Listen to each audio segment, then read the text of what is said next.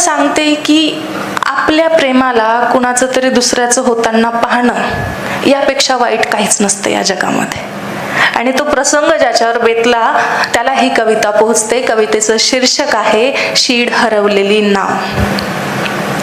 की काय सटवाईच्या मनी आलं की तिनं असा हिशोब काढला. काय सटवाईच्या मनी आलं की तिनं असा हिशोब काढला. या बानूचा लाडू तिनं त्या म्हाळसाच्या ताटात वाढला.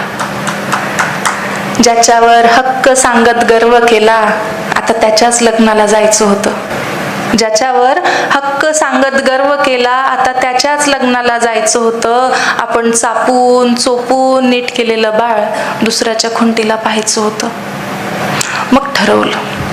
मग ठरवलं जे समोर आहे त्याला थेट भिडायचं आणि आपण नाही, जो सोडून गेला त्यांना आपल्यासाठी रडायचं. मग पोटातली कळ जरा दाबून धरली, एक साडी ठासून नेसले.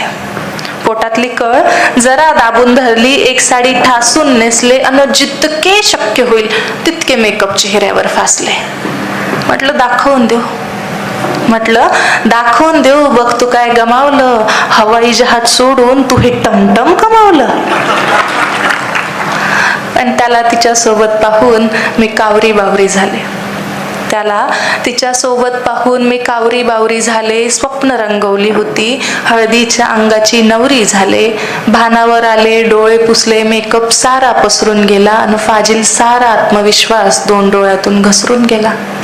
रडून पडून गळा फाडून काही केल्यास भागत नाही. आणि प्रेम कुणाचंही असो ते शब्दाला जागत नाही. मग नजरेस नजर झाली, डोळे अजिबात हटत नव्हते आणि माझी ओळख करून देताना त्याला शब्दही फुटत नव्हते. मग मीच म्हटलं मी वर्ग मैत्रीण, माझं नाव बानू आहे, मी मानलेली बहीण आणि तूच याची जानू आहे. तो जरा हसला आणि तिचा हात हातात घेतला. एक काटाच रे माझ्या काळजात रुतला. वेळ मारून नेण्यासाठी मला विचारतो ही कशी आहे. तो मला विचारतो ही कशी आहे. म्हटलं तुझ्यासारख्या गोल कपासाठी हीच योग्य बशी आहे. काय करणार, आजही तुझा पडलेला चेहरा पाहवत नाही आणि ज्याला आपलं म्हटलं त्याला धीर दिल्याशिवाय राहवत नाही. जाताना जेवून जा, तुम्हाला नाही सांगते कवितेच्या ओळी. जाताना जेवून जा असं तो सांगून गेला. मग मीही दाबून गुलाबजामुन खाण्याचा निर्धार केला. पण खरंच सांगू, एक घासही घशाखाली उतरला नाही आणि तिच्या सोबतचा त्याचा फोटो अजूनही डोळ्यातून ओसरला नाही. एकांतात बसून मी त्या सटवाईला विचारत राहते, शीड हरवलेली नाव समुद्रात कुठं ग वाहते.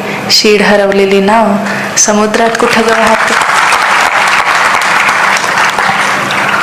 तुम्हा सर्वांचे आणि दीपक चांबळे सरांचे पुन्हा एकदा धन्यवाद सर. हा दिवस माझ्या स्मरणात राहील, लक्षात राहील. कारण खरंच सांगते, मी हजारो लोकांसमोर बोलू शकते पण इतक्या शिक्षकांसमोर बोलण्याचं दडपण काय असतं हे आज जाणवतंय.